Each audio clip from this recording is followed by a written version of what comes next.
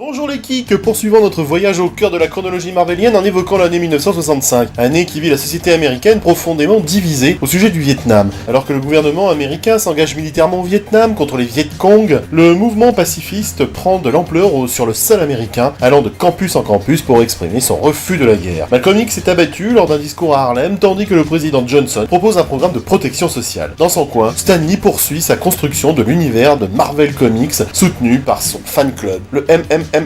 Dans Amazing Spider-Man numéro 20, le piquant scorpion fait son apparition sous la patte des infatigables Lee et Ditko. En février, Don Heck et Stan Lee donnent l'occasion au comte Nefaria de faire ses premiers pas de super-vilain dans The Avenger numéro 13. Les romans à l'eau de rose débutent en fanfare, puisque Red Richards demande Sue Storm en mariage dans Fantastic Four numéro 35, alors que dans Journey into Mystery numéro 113, le docteur Don Blake révèle son identité à Jane Foster.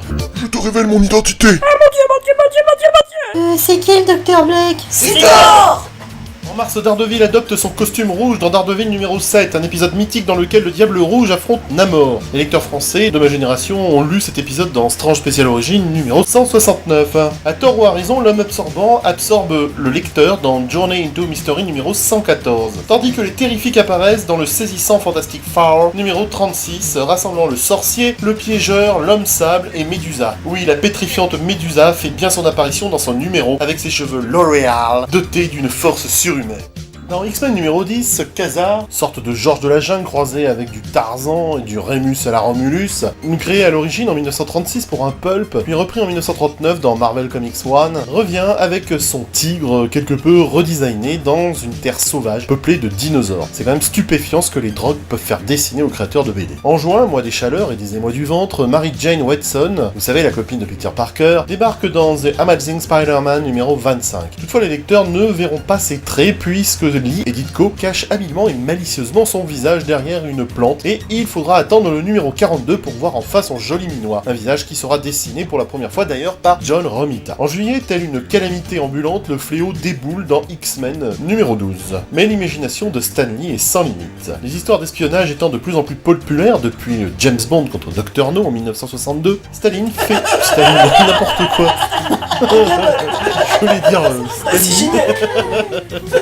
Stan Lee fait de Nick Fury le directeur du SHIELD dans Strange Tale numéro 135. C'est quoi le SHIELD? Le SHIELD est le Supreme Headquarter International Espionnage Law Enforcement, une organisation chargée de la sécurité globale qui rend compte à l'ONU. Ouais, c'est surtout aux Américains!